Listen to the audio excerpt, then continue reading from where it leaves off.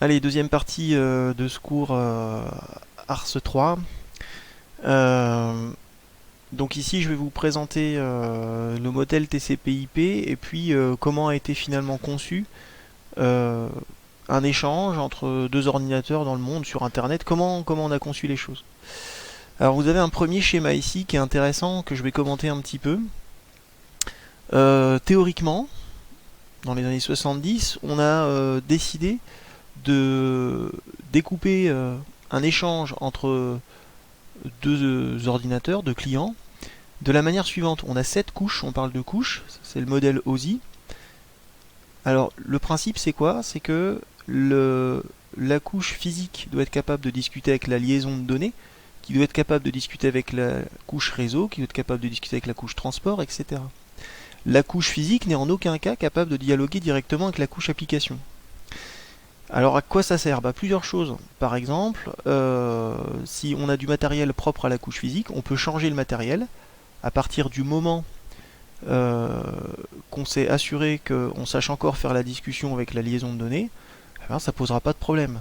Pareil, si dans les sessions on décide de changer la manière de coder, de changer les algorithmes, de changer de configuration matérielle, à partir du moment où on s'est assuré qu'on soit capable de discuter encore avec la couche d'avant et la couche d'après, on peut le faire. Donc le principe c'est ça. On a découpé de manière à apporter des modifications, des améliorations techniques, technologiques, sans que le système soit complètement mis en cause. Donc, voilà le principe. Donc, modèle OSI, retenez ce terme-là, essayez d'avoir compris ce que je viens de vous dire, sans forcément retenir les 7 couches. Alors dans votre programme, précisément, nous, on parle du modèle TCP/IP. Alors qu'est-ce que c'est? Concrètement, le modèle OSI, il est un peu compliqué. Il y a trop de couches. Et concrètement, les fabricants, les gens qui ont conçu l'Internet tel qu'on le connaît aujourd'hui, ils ont plutôt fonctionné sur le modèle TCP/IP. Donc c'est une simplification de ce modèle-là.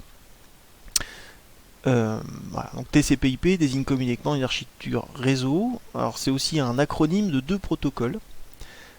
TCP à connaître, Transmission Control Protocol, et puis la couche IP, Internet Protocol. C'est-à-dire que IP, pour vous, c'est l'adresse IP que vous aviez vue dans le TP-ARS4, mais c'est aussi maintenant un protocole.